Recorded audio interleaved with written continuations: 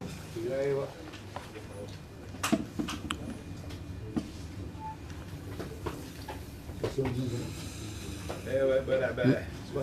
ans. Qui? Yom Houledet Sameach, Mordechai, 78 ans. Tu fais 18 ans, Bliarinara. Hamsha Alik, 78 ans, il y a une ciboulette de faire un gros don pour le Kollel. À 78 ans, il faut donner 78 000 shekels pour le Kollel. Voilà, Bezrat Hashem. Yalla, Boker Tov, Beshem Hashem Naaseh Venatzliach, il a regretté de m'avoir dit son anniversaire, le pauvre. Beshem Hashem Naaseh Venatzliach, on se mercredi 19 du mois, Bezrat Hashem de janvier, et le 17 du mois de Jvat, Lechaim Tovim Shalom. On étudiera aujourd'hui Rabbeinu sur un sujet qui met Kedai de l'écouter, des sgoulottes sur la Yeshua. Par rapport à ce qui se passe aujourd'hui, on a vraiment besoin d'être encouragé. Beaucoup de gens souffrent beaucoup dans tous les domaines, donc on parlera un petit peu de tout ça et du pourquoi des choses. Shiur acheté ce matin par Céline Rivka Lelouch pour remercier Akadosh Baruch Hu de tous ses bienfaits, Refoua Shlema, de tous les malades d'Israël et aussi pour Esther Bat Aziza, Sarah Bat Mesodi, Yona Bat Sarah. Bezrat Hashem, Achlama Mera Briutena, Toda Rabba Céline Rivka Lelouch d'avoir acheté ce shiur.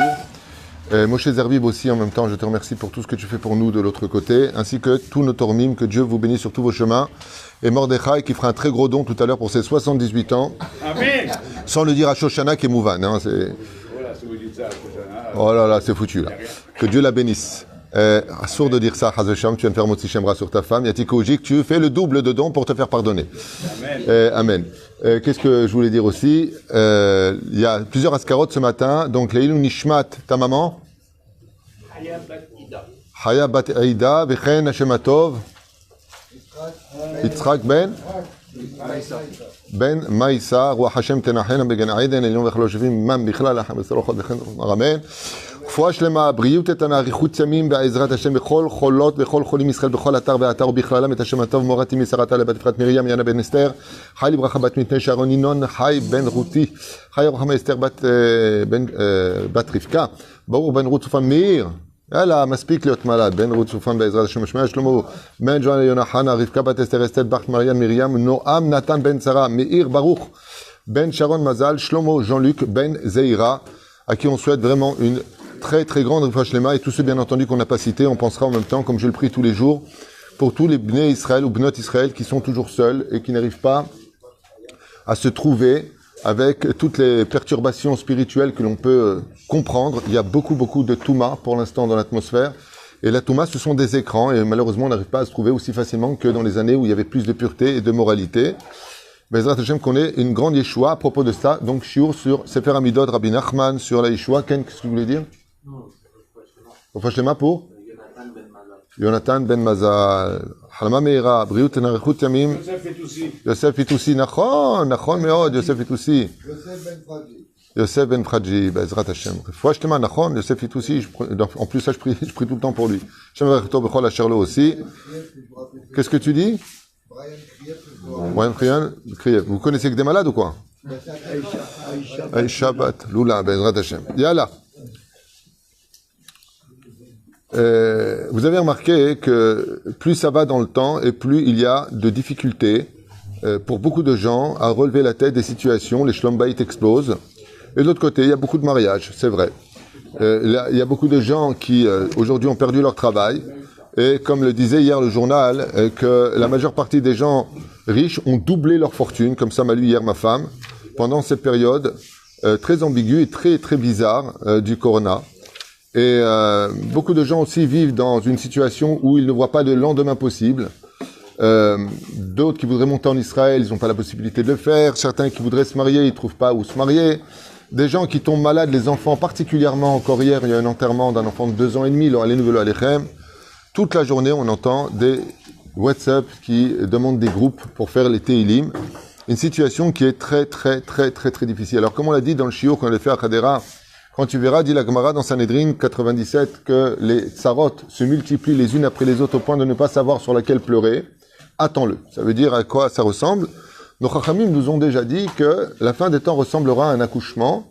Et comme les femmes le savent, un accouchement, le moment le plus difficile, c'est quand la tête sort. C'est-à-dire quand l'enfant sort du ventre de sa mère, c'est là que ça se déchire. En général, c'est là que la femme hurle le plus, c'est de sortir la tête. La venue du Mashiach, si on fait pas Teshuvah par les mitzvot minimaliotes que Dieu demande.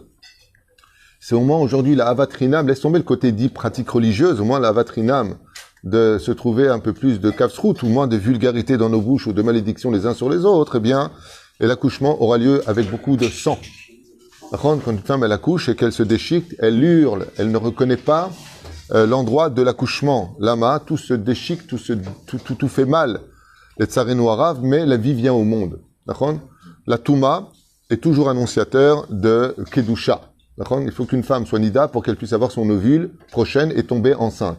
Il faut d'abord qu'elle passe par un processus d'impureté pour tomber dans la pureté la plus totale. Et l'accouchement final est une pureté qui ne redeviendra plus jamais impure. C'est-à-dire que la Géoula que nous attendons est une Géoula qui n'aura pas de fin. Il n'y aura plus jamais d'ennemis à Israël. Il n'y aura plus le joug des nations sur nous. Il n'y aura plus de problème. Et on aura le Kohen Gadol, Bezrat Hashem, au Beth Amikdash, qui fait que tu as un problème quelconque. Eh bien, tu as qui voir et te donner des réponses précises du pourquoi des choses. Souvent, les gens me disent, Rav Tuitou, j'ai mal aux jambes, c'est relié à quelle mitzvah pour l'arranger? Bon, selon ce qu'on a étudié, c'est relié au Shabbat. Im tashiv mi Shabbat raglecha. Donc, faut étudier plus de halachot de Shabbat et t'améliorer dans les accomplissements des soudot de Shabbat et de l'étude du Shabbat Kodesh. C'est-à-dire, mais là, le Mashiach Bezrat Hashem, lui, il apporte avec lui réponse à toutes nos questions, puisque ce sera un monde de vérité. Le monde de la connaissance aura envahi le ciel et la terre. Mais pour cela, il y aura un prix à payer. C'est qui sera ce fameux saumon. Pourquoi je prends le saumon? Parce que vous avez déjà vu les saumons, quand ils remontent pour aller pondre leurs yeux, ils doivent se confronter à tellement d'obstacles. D'abord, ils vont à contre-zérem. D'accord? Le saumon, qu'est-ce qu'il fait?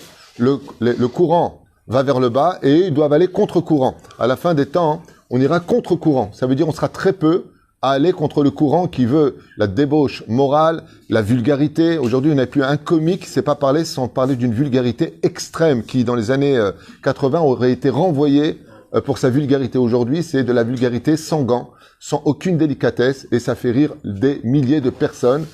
Plus tu es vulgaire, plus tu es chutzpan, plus tu es raté dans la vie en fin de compte. Moi, je trouve qu'il faut vraiment être raté pour être aussi vulgaire dans la vie, c'est mon opinion personnelle. On peut très bien faire rire comme à l'époque, on rigolait et on était très bien avec des gens qui ne faisaient pas spécialement ni du motil chamra, ni du lachon hara, et encore moins la vulgarité de ce qui se passerait dans la chambre avec un homme et un homme, ou un homme et une femme, ou une femme avec une femme. Aujourd'hui, c'est ça qu'on fait entendre à nos enfants, chemichement, et ça fait rire. Le pire, c'est que ça fait rire. Qu'est-ce qui fait rire? La chutzpah, l'effronterie de ce que l'on peut rencontrer. Et ça, c'est un courant aujourd'hui qui est international, puisque la minorité aujourd'hui dirige la majorité.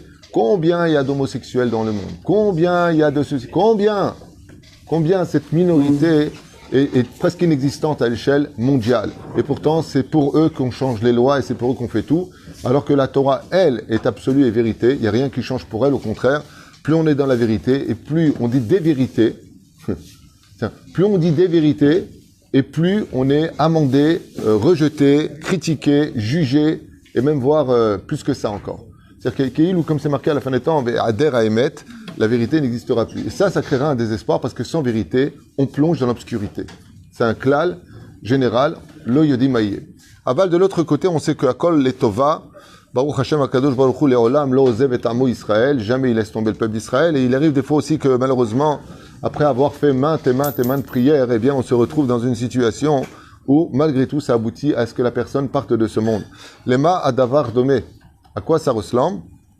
Au sage de nous dire que des fois, on vient pour ouvrir une porte et la porte ne s'ouvre pas de l'endroit où toi tu es. Alors il faut passer de l'autre côté par un petit tunnel. Tu passes de l'autre côté et de l'autre côté, par contre, tu peux ouvrir la porte. Vous avez constaté qu'aujourd'hui, ce sont les enfants qui partent le plus autour de nous. On entend que ça, les tsareno arabes. Et on entend aussi beaucoup de tzadikim qui sont partis récemment. Dans les journaux, avec le Covid-19, il y a même qui ont dit, mais pourquoi c'est les rabbins qui partent les premiers? Eh bien, parce que Kadosh Baruch Hu prend les meilleurs nageurs pour passer de l'autre côté du tunnel pour nous ouvrir la porte de l'autre côté. Ça veut dire que toutes ces âmes innocentes, toutes ces personnes qui sont parties de ce monde, les tsarino arabes, pendant cette période de la Géoula, sont partis renforcer le din de dévoiler la Géoula. Les mains d'Avardomé, c'est comme si que la Géoula faisait un poids de plusieurs millions de tonnes et il n'y a pas assez de tzadikim pour porter ce poids de l'autre côté de ce mur. Donc Dieu, il envoie de l'autre côté ces âmes qui sont kedoshot et théorot pour justement lever le poids, pour nous apporter à nous la Géoula, puisque chaque fois qu'une personne part de ce monde, et surtout les enfants Tinokot chez Bet Rabban, chez Lochatou, comme ça on dit, chez Lochatou, les enfants, qu'est-ce qu'ils ont? Ils ont une puissance de Gdusha en eux, et qui disent combien de Combien on peut payer pour pouvoir, comme on l'a vu avec Zacharia, quand Nebuzradan a mis à mort des milliers d'enfants, on dit même des centaines de milliers d'enfants, de milliers de personnes, parce qu'il voyait le sang de Zacharia qui bouait comme ça sur le marbre du parvis du Beth Amikdash, et lui-même, qui était Goy Arzari Meod, qui était extrêmement violent, il a dit au Dieu d'Israël, combien de sang te faudra-t-il pour que tu arrêtes? Et ça s'est arrêté net. Ça veut dire que au moment où il a dit, Dieu, qu'est-ce qu'il a fait? Un Goy aussi cruel que lui, il dit juste combien de sang il te faudra pour que tu arrêtes? Perouch Adavar, il a dit juste les moments où il fallait pour que le poids de la justice ait enfin eu son dû. Pourquoi? Parce qu'au lieu qu'on ait fait Teshuvah, au lieu qu'on a dit à Nebuzradan, quand il a posé la question, il dit c'est quoi ce sang? Ah, ça c'est du sang d'un bélier. Ils ont commencé à mentir. Au lieu de dire on a tué notre prophète et aujourd'hui on demande à Dieu de faire Teshuvah, au lieu de reconnaître la vérité, on s'est enfoncé encore plus dans le mensonge, et plus on vit dans le mensonge, et plus ça provoque la mort de ceux qu'on aime, ceux qui... Alors, pas nous, hein. On est tous arrivés Mzélazé. Ça veut pas dire que si ça nous arrive à nous, c'est nous qui étions dans le mensonge, mais ça veut dire que nous payons à l'échelle globale et nationale une situation qui en réalité faisons passer des tzadikim de l'autre côté pour nous ouvrir la porte, et ils repassons de l'autre côté. De toute façon, comme vous le savez, la Yeshua ne peut exister que quand ça va pas. On ne peut vivre le miracle de la guérison que quand quoi? Quand on a été malade. Ça veut dire que si on n'est pas dans une situation où l'homme ne peut plus agir, alors à quoi sert Dieu? En général, les médecins, qu'est-ce qu'ils te disent? Ils te disent, il n'y a pas de problème, j'ai un médicament, je vais m'en occuper, on va vous opérer, vous inquiétez pas, d'ici 3 semaines, vous serez remis sur pied. Il va pas te dire, Be'ezrat Hashem, le médecin. Mais par contre, quand il n'y a plus rien à faire, il te dit, écoutez, vous croyez en Dieu, vous? Ouais, priez. Parce que selon la médecine, il n'y a aucune chance. C'est ce qu'ils ont dit à mon père à la Vache Shalom, quand ils l'ont vu avec toutes ces maladies sur lui, ils lui ont dit, maximum 6 mois. Sauf, il est mort 10 ans plus tard, il les a tous enterrés. Les médecins. Perouch Adavar que Yeshuat Hashem Ke'erefaïn, la Yeshua ne vient que quand il n'y a plus rien à faire. Et la Mishnah nous le dit, la Gemara nous le dit dans Sota Memtet Amud Bet, comme vous le savez tous. Et la Géoula viendra que quand on dira tous, maintenant il n'y a plus que Dieu. Aujourd'hui, la folie du virus, 4e vaccin, 5e, 6e, ils ont déjà prévu 10 vaccins en Israël. Ils savent exactement combien de vaccins on va avoir, c'est un truc de fou. Ils ont déjà prévu 10 doses prochaines, donc on est à la 3e, 4e, 5e, on se croirait Charmant Jameau. Pour pouvoir, en fin de compte, soi-disant, mettre fin à ce virus qui, à mon avis, est fabriqué de toutes pièces, même si tout vient Mina Shamaïm, pour justement adhérer le peuple à une situation de dépendance financière incroyable que l'on est en train de vivre aujourd'hui. Et qu'est-ce qu'on dit aujourd'hui? Maïe Imze, qu'est-ce qui va se passer avec ça? Il n'y a que Dieu. Akadosh Baruch Hu, ce qu'il veut, pour qu'il y ait une Yeshua, c'est qu'on ne s'adresse que à lui. Dans le Tachlé, ça ne veut pas dire qu'on ne fait pas de Ishtadlout, mais il faut bien comprendre que le but de la Yeshua, c'est qu'elle passe par Dieu. Az Hashem Ushuvni Israël, Lifne Hashem, Perouch Adavar, devant Hashem. Dieu veut avoir le monopole de la Yeshua, en choisissant par leur mérite les intermédiaires de ce monopole. Dans le cas échéant, on parle du Mashiach.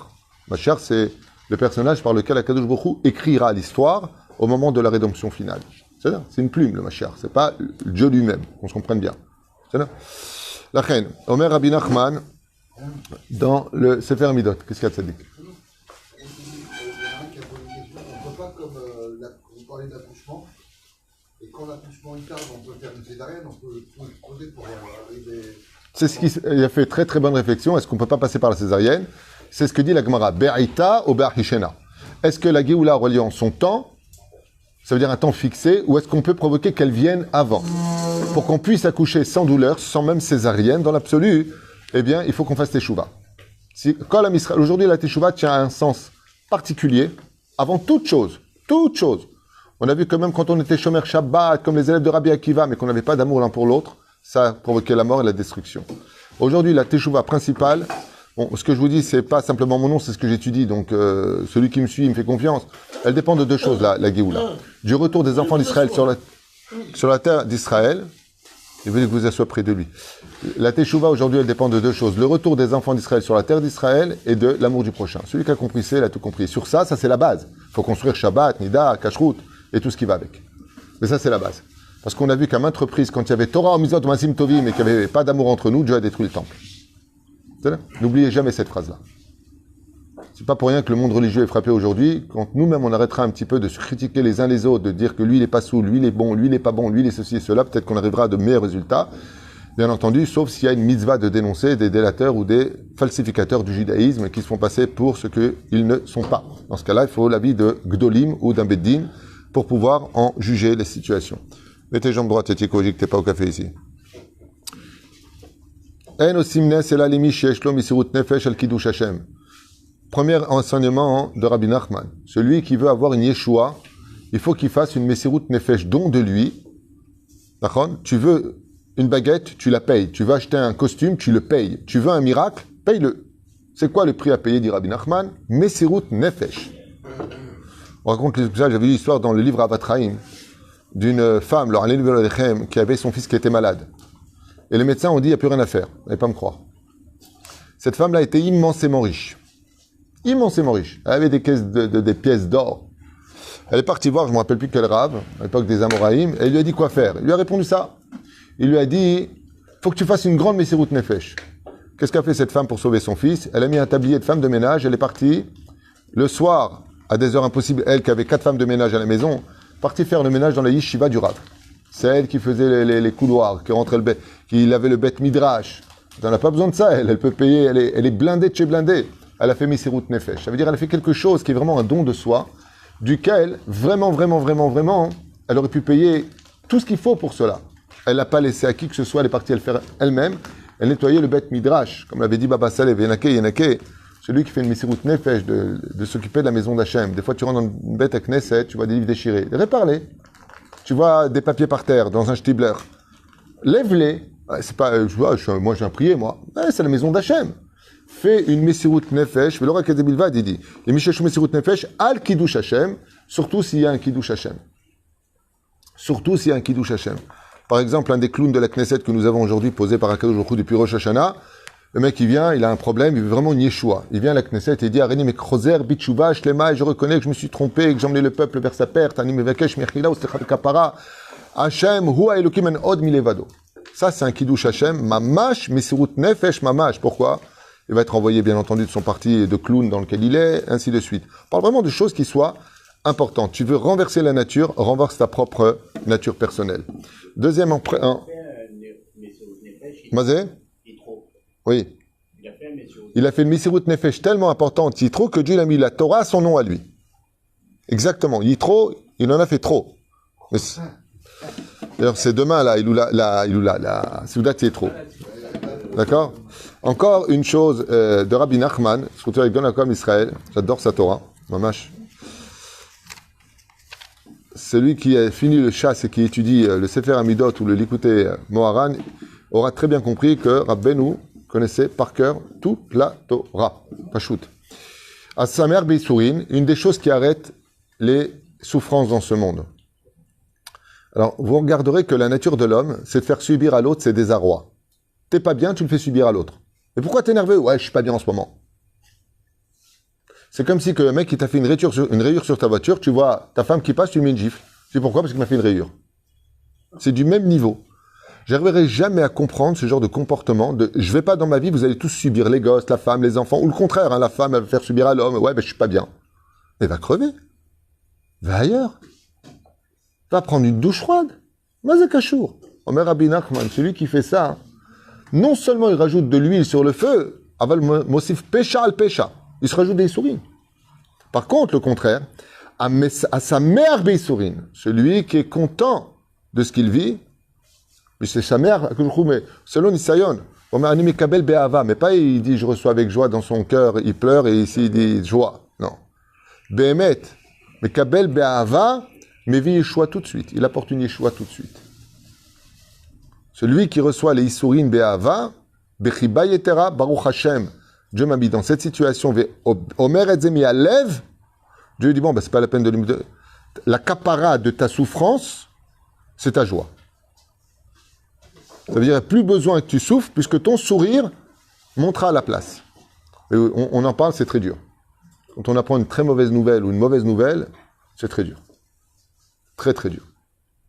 Hein? Ouais. Non, c'est vrai. Moi, je suis honorable juste pour l'honneur de mon nom. Vous savez, quand j'étais avec lui au téléphone, il faut me voir. Ouais, mais les gens n'entendent pas et là on est en plein chiour. Donc non. après, si Dieu. Allez, des doutes, Ba Yeshua. Celui qui a un problème, dit Rabbi Nachman, va parler avec Dieu. Tout simplement, ce qu'on appelle la hitbo des doutes, sort parler avec Hachem. L'er daber im Baal HaMaftechot. Comment ça s'appelle Baal HaMaftechot? Celui qui a le trousseau de clés de toutes les portes fermées. L'er daber im Hachem. Le terme isé, Rabbi Nachman il dit que les souffrances viennent souvent taper à la porte des hommes pour que l'homme s'adresse à Dieu. Le Ma Davardomé, j'avais souvent donné cet exemple. Un jour, un père avait un fils qui s'appelait Rkikoublid. Le fils. Rkikoublid, vous êtes marocain, vous ne connaissez pas Rkikoublid, vous? Comment vous dites Rkikoublid en marocain? Je ne connais pas. Non, il connaît. Il croit vraiment que c'est un prénom. Et chaque fois que le petit rentrait à la maison, il jetait son cartable, il disait « Salut, pas, ça va pas ?» C'est tout. Et il jetait son cartable. « Vezé ouzé, lo pachod et lo yoter. Lo pachod et lo yoter. » Qu'est-ce qu'a fait le père? Étant donné que le fils ne s'adressait jamais à lui quand il posait la question « Ça va à l'école? Tu vas bien dans la vie? Raconte-moi un petit peu. Est-ce que tu as des amis? Patati patata. » Oh ouais. Un petit peu comme dit le Zohar. Kedugmat aklavim. Avav. C'est quoi un kelev? Perouch Adavar. Ce sont ceux qui ne parlent que quand ils ont besoin. Essayez, vous les enfants, d'appeler vos parents pour leur demander simplement comment ils vont sans rien leur demander. Vous allez voir, ça fait un effet génial. En général, toujours quand tu appelles quelqu'un, quand tu appelles quelqu'un, c'est toujours pour lui demander quelque chose. Mais de l'appeler pour savoir lui comment il va uniquement, il y a beaucoup de gens qui vont te dire c'est choquant. C'est choquant je t'appelle juste savoir pour de tes nouvelles, comment tu vas, tu as besoin de quelque chose. C'est plutôt appelle-moi si tu as besoin de rien. Est-ce que sens contraire. Alors, qu'est-ce qu'a fait le père? Eh bien, il a pris la clé de sa chambre, il l'a fermée, il l'a mis dans sa poche. Le petit rentre à la maison. Salut, pas. Il vient prendre dans sa chambre, et là, il ouvre la porte. Et la porte ne s'ouvre pas. Il cherche la clé, pensant pouvoir se débrouiller tout seul, et ne la trouve pas. Il se retourne vers son père, il dit « Papa, je peux te parler ?» Il dit « Quoi ?»« Oui, parce que j'ai un problème. » Il dit « Quoi ?»« T'aurais pas vu la clé de ma chambre ?» Le père, il sort la clé de sa poche, il lui donne. Et le fils lui dit « Pourquoi t'as fait ça, papa ?» Il dit « Juste pour avoir cette scène, cet extraordinaire moment de papa, je peux te parler. Je t'ai mis au monde, je t'ai élevé, je t'ai fait grandir, je t'ai tout donné. Tu ne me parles plus, j'existe plus, ça y est, t'as plus besoin de moi, alors je te ferme la porte. Comme ça, tu te rends compte que, des fois, on peut dire « Papa, tu sais pas où est ma clé ?» Alors Dieu, il te donne la clé, juste pour que tu t'adresses à lui. Ça fait du bien, vous verrez, comme vous serez papa pour certains, ça fait du bien d'avoir un fils qui te parle. Un fils qui dit à son père, j'ai pas besoin de toi, tu me saoules, mets-toi de ta vie. Ok. Quelque part, t'as enterré ton père alors qu'il est encore vivant. Chat. Tov, zé perouch adavar. Même des fois, on prend des conseils chez nos parents qu'on n'a pas besoin. On n'a pas besoin. On a déjà fait mieux que ce qu'il fallait faire. Moi aussi, on dit, il a fait, toi d'Araba. Donne-lui de la joie, qu'est-ce que ça coûte? Si ton père il te demande un médicament, tu vas aller au bout du monde lui acheter, mais de l'écouter, qui est son médicament, tu n'écoutes pas, chaval. Dis, ça fait méhod, écoute papa, j'aurais dû t'écouter avant, j'ai déjà annoncé le truc, mais je retiens heureusement que tu es là. Il a fait méhod. Donc qu'est-ce qu'il fait Hachem des fois? Il emmène l'homme dans le brouillage le plus total. Brouillard. Le plus total, pour que la personne se rende compte que dans la vie, on a toujours besoin, si on dit d'un plus petit que soi, à plus forte raison d'un plus grand que soi. Comme l'a dit d'ailleurs un très grand philosophe chinois, il y a 2500 ans à peu près, du nom de Confucius, l'expérience d'un homme est comme une lanterne qu'on accroche à son dos afin d'éclairer le passage des autres. Ça t'a plu ça? C'est-à-dire tout le reste ça t'a pas plu? Confucius ça t'a plu toi? Alédé Nisayon, Osin lo Nes. Celui qui a beaucoup d'épreuves et qui cumule beaucoup d'épreuves dans sa vie, mérite d'un miracle. Je n'arrive pas à comprendre pourquoi. De prime abord, je vais vous expliquer pourquoi. Parce que je me suis beaucoup posé cette question. En général, je fais le Sefer Amedot avant de dormir. Sur mon portable, j'ai toutes les applications. Et quand j'ai pas le livre avec moi, je regarde là-bas. Et quand je suis arrivé à ça, je me suis posé la question, pourquoi? Là-bas, les Denisayon, Zochel et Nissim.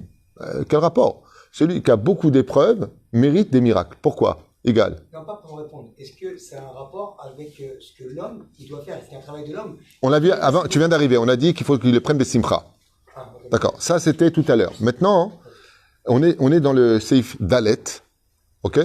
Alors peut-être la Pourquoi? réponse, alors peut-être la réponse, si je peux me permettre, c'est Oui, bien quoi? sûr. C'est que du fait qu'il y ait des épreuves et qu'il le prend Bessimra, quelque chose qui est pas dans le derrière du Teva, qui n'est pas dans un ordre normal, et bien de l'autre côté, alors il faut aussi juste qu'il y ait Ça a été dit avant.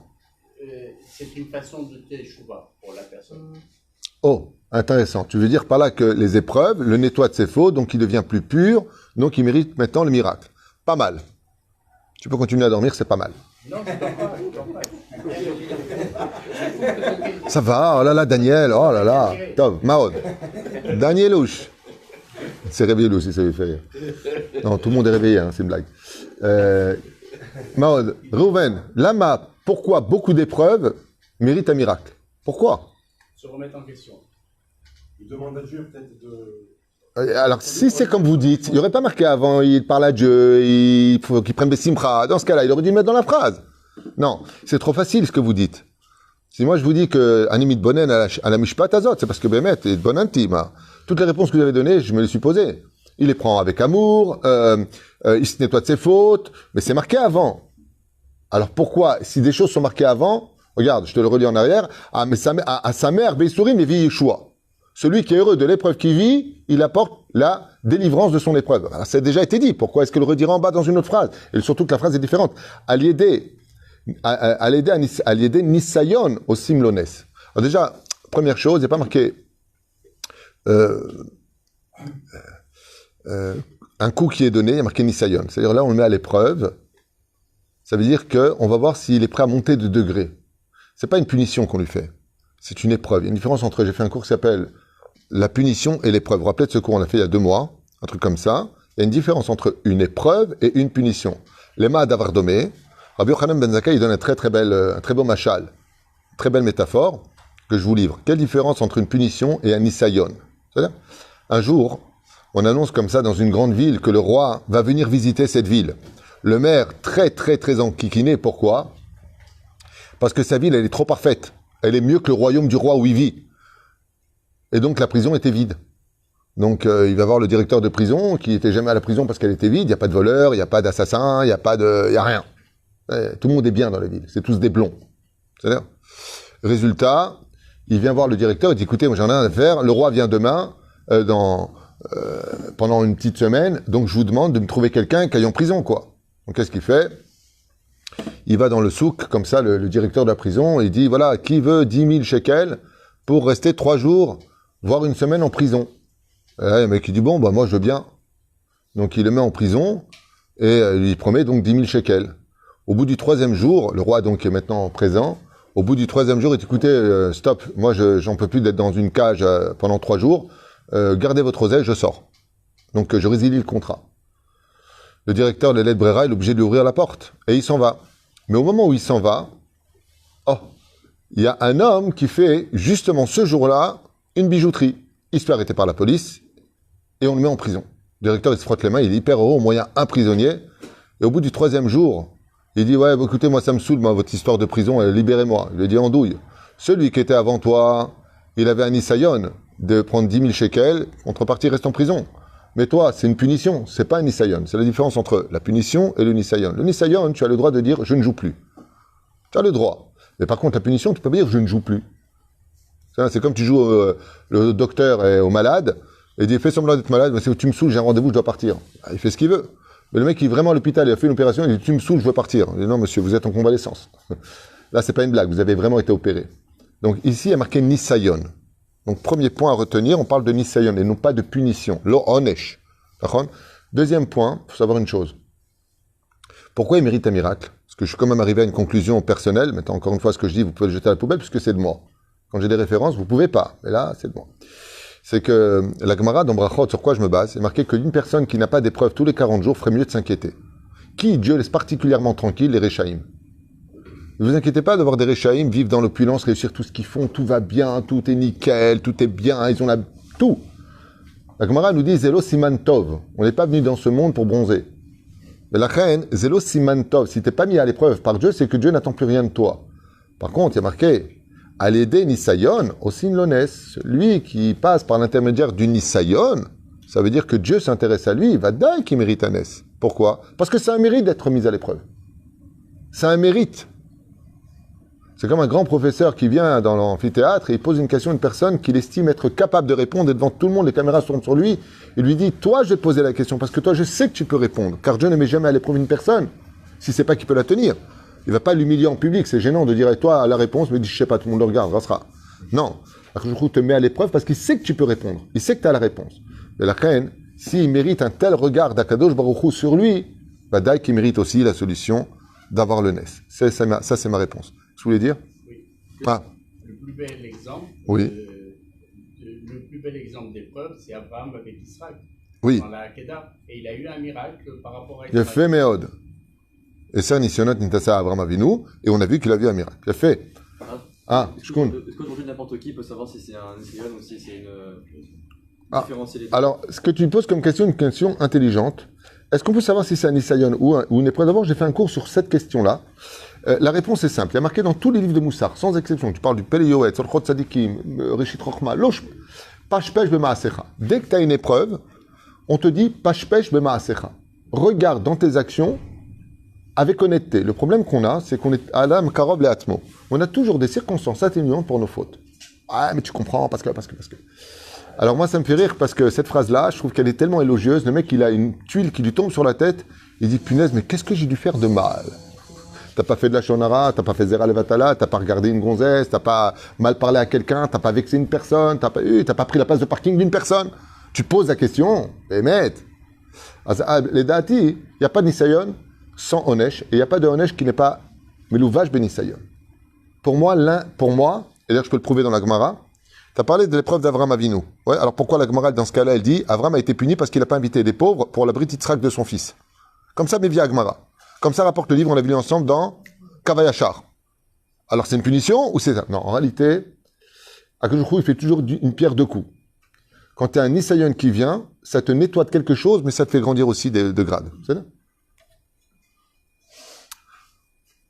Une des choses qui est très efficace, dont on n'a même pas de notion, le Chafetz Chaim on a été un exemple assez incroyable d'Emouna.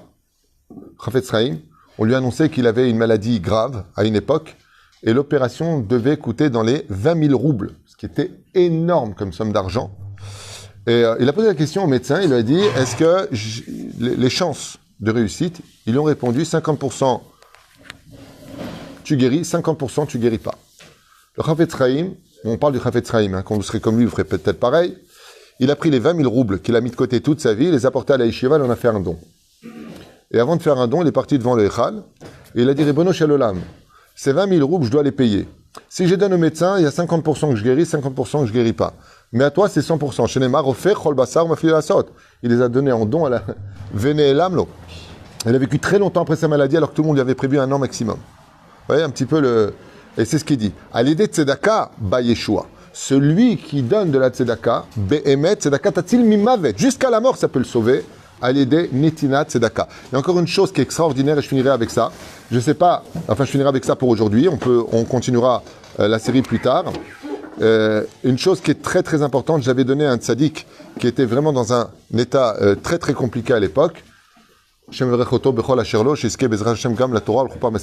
subi une opération à cœur ouvert. Et j'avais dit à ses parents à l'époque qu'il y a une chose qui Bémet marche, et Bémet ça marche, il y a Sok Betsibour. Ça veut dire que, écoutez bien ce que je vous dis, c'est hyper important. À partir du moment où une personne Bémet, zéouzé, ça veut dire quoi zéouzé? C'est vers la mauvaise nouvelle. Ok? Dans ce cas-là, tu dis voilà, c'est très simple. Ribono Shel Olam, si tu me rajoutes de la vie, je suis gabay dans une synagogue. Je m'occuperai de diffuser la Torah. Je prends dans les mains la responsabilité d'exister pour les autres. Pourquoi? Parce que si tu n'as plus de raison d'exister pour toi, tu auras toutes les raisons d'exister pour les autres. Velachem, il y a Sok Batsibour, ça veut dire occupe-toi des autres. Si tu t'occupes des autres, tu mérites de vivre plus longtemps parce que les autres sont importants pour Dieu et eux n'ont pas fini leur tikkun. Et toi, tu deviens un peu le chausse-pied, excusez-moi pour l'exemple pas très philosophique. Mais tu deviens les chausse-pieds de leur pas, c'est-à-dire que tu as le droit d'exister encore pour eux. Mais Zachen, c'est ce que j'avais dit à ce Bachour, quand il était donc endormi comme ça, je lui dis, Ratson, Bezrat Hashem, que quand tu reviens à la vie, j'ai demandé à Kadosh Baruch Hu, Shosiflo Arichut Yamim, lama chez Asok Batsibour, qui soit Chazan dans une Beit Knesset, qui s'occupe de ranger les livres dans une synagogue, chez Yelo Chelek Batsibour. Pourquoi? Parce que Behemet, ça annule l'exérot. Dès que tu t'occupes des enfants d'Hachem, tu as acheté le cœur d'Hachem et Dieu, comme c'est marqué dans les Teilim, avec l'amour, Dieu couvre toutes les comptes, tous les péchés. La reine, plus vous existerez pour les autres, plus vous ferez du bien au peuple d'Israël, et plus vous verrez Bezrat Hachem de Yeshua, comme ça peut arriver avec cette dernière histoire que je vous raconte pour finir cette matinée, pour ce premier shiur, parce que j'ai encore 4 shiurim, je sais que je vais vous saouler ce matin, mais sympathique. Il y a une très belle histoire que je voudrais vous raconter avant de vous quitter, voilà. Ça s'est passé en Israël, ok? Il y a à peu près 20 ans de cela. Une femme est à la plage avec sa fille, du côté donc des femmes, non mélangées, chas veshalom, et sa fille s'est noyée. Sa petite fille de 7 ans s'est noyée. S'est noyée. Ils l'ont récupérée un peu trop tard, les poumons étaient pleins d'eau, ils l'ont emmenée à l'hôpital, elle était dans le coma le plus total, et les médecins ont tous annoncé le diagnostic, il faut s'attendre à ce qu'elle parte de ce monde. La mère, pas du tout affolée, ni elle crie, ni elle pleure, ni elle est angoissée. Elle fait ses télim, et à un moment, l'assistante sociale vient la voir, elle raconte son histoire, et elle lui demande si ça va. Elle lui dit, moi je vais très bien, et vous, comment ça va? Elle dit, d'accord. Apparemment, elle doit être sous choc, tu sais, des fois tu réalises pas. Et le chirurgien sort et dit, écoutez, on a tout essayé, il n'y a rien à faire. Il dit, écoutez, arrêtez de me casser les pieds, ma fille va très bien, je vous affirme qu'elle se lèvera, il n'y aura pas de problème. Personne n'a réussi à la sortir de son coma. 7 jours plus tard, elle sort du coma. Toute seule, les médecins sont comme des fous, sans aucun séquelle. Elle ouvre les yeux d'un coma sur lequel ils étaient certains que même si elle revenait une chance sur 1 million à la vie, elle serait une plante. Toute sa vie. Et la mère, sans aucun problème, elle vient pas ni le matin trop tôt, ni trop tard, elle vient. 7 jours plus tard, la petite revient. Et donc, les 7 jours qui s'en suivent, après, eh bien, ils rentrent chez eux à la maison. Quand elle a fait la Seudat Odaya, les médecins sont venus pour écouter ce qu'elle avait à dire. Et le médecin intervient et lui dit, je voudrais vous poser une question, madame la religieuse. Comment vous saviez que votre fille allait se réveiller et qu'elle allait tout simplement revenir à la vie avec une telle assurance? Est-ce que c'est votre émouna? Elle a dit, non, c'est pas qu'une question d'émouna. C'est une question d'émouna et d'évidence. Elle lui dit comment? Elle lui dit, c'est très simple. Moi, je suis balanite. Je travaille dans un mikvé. C'est moi qui m'occupe de tremper toutes les femmes. Après les 7 jours de pureté, je les trempe dans l'eau pour les rendre pures, qu'elles reviennent à la vie. Et grâce à cela, beaucoup d'enfants sont nés. Dieu peut me prendre ma fille de ce qu'il veut, mais certainement pas par l'eau, c'est impossible. Je suis là pour les autres dans le domaine de l'eau. Ma fille ne peut pas mourir dans l'eau. C'est une vraie histoire. Ça aurait été le feu, j'aurais pas trouvé de... Là, j'aurais été inquiet. Mais l'eau, ma fille, elle s'est noyée dans l'eau. 7 jours plus tard, elle est revenue à la vie, qu'est Sheva Yemenikim. Elle dit, c'était sûr et certain, c'est pas possible. Pourquoi? Parce qu'Akadosh ne fait pas d'injustice. Moi, je sauve la vie des gens par l'eau. Toi, tu me prends ma fille par l'eau. Ça, c'est impossible. Le fait qu'elle soit dans le coma à cause de l'eau, qu'elle a fait un beau dodo. Kachaya Sipur Amiti, Lama Mida Keneged Mida Lobatla. Baruch Adonai Leolam Amen.